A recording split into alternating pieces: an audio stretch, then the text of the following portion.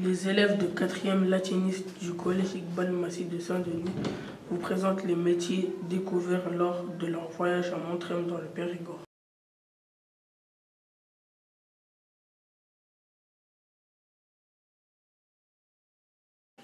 Bonjour, aujourd'hui nous allons vous présenter les hommes préhistoriques et leurs arts.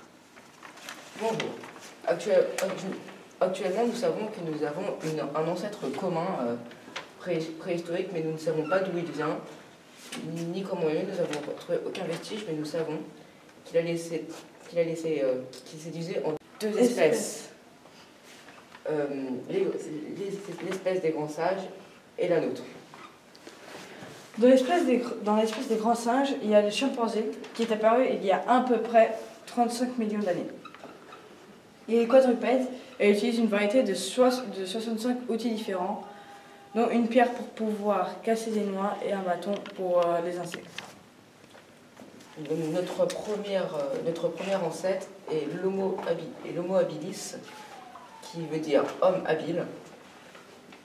Il est apparu environ vers moins 2,5 millions d'années et moins 1,6 million. Il a inventé le galet taillé qui permettait de trouer, de percer, de couper et d'écrabouiller. C'est également lui qui a mis en place le système de hutte pour se protéger du froid et des animaux sauvages.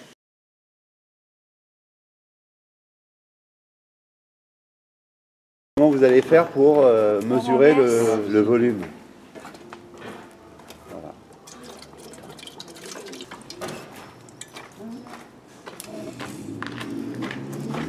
Attends, ouais, mets-le bien plat. Mais encore de l'eau. On n'est pas aussi. 0,7 litres. Après l'Homo habilis, nous avons l'Homo erectus, qui en français se dit l'homme debout. Il a vécu entre 1,7 million et 300 000 années. Il est bipède et c'est à ce moment-là que l'homme a maîtrisé le feu. Et comme outil, il utilisait le biface. Bi, ça peut vouloir dire deux, et donc ça fait deux faces. Et elles sont où les deux faces là sur le... Une et la deuxième.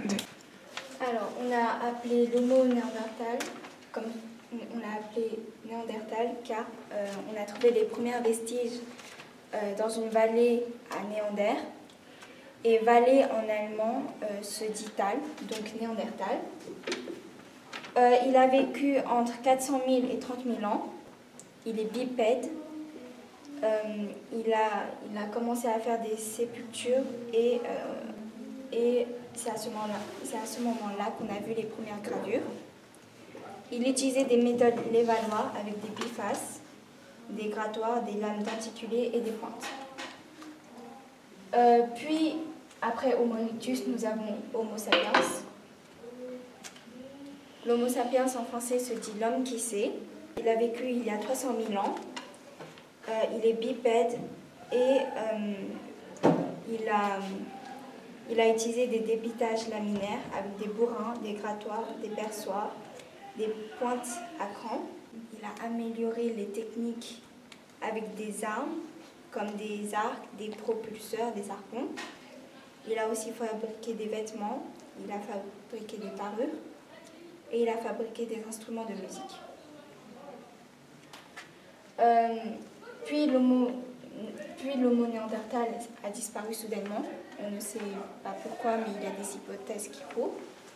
Et l'Homo sapiens a continué la lignée, comme nous sommes des Homo sapiens. Nous avons jusqu'à 4% de gènes de Néandertal. Donc logiquement, l'Homo sapiens et l'Homo néandertal se sont accouplés.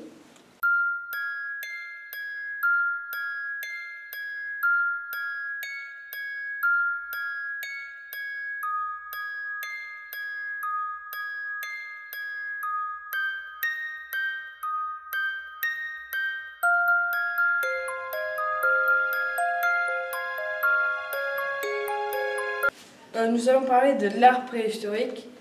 L'art préhistorique est fait de trois façons différentes. Par la gravure, le dessin et la peinture. Nous allons principalement parler de la gravure et du dessin, car c'est ce que l'on a vu de la grotte de Rouffignac. Nous avons vu plusieurs races d'animaux dessinés, comme les mammouths laineux, le rhinocéros laineux, le bison, le bouquetin et des chevaux. Nous avons également vu des traces de doigts que les Homo sapiens avaient fait, que nous appelons la grotte de Rouffignac des macaronis. Nous pensons, ceci est une hypothèse, que ces traces de doigts étaient sûrement un langage pour eux. Merci de nous avoir suivis et nous remercions les camarades qui ont travaillé très dur pour réaliser les vidéos et les professeurs. Surtout les intervenants Gilles, Pierrot, Cyril, Marie, Guillaume, Peggy et les personnes qui nous ont accueillis à Montrem.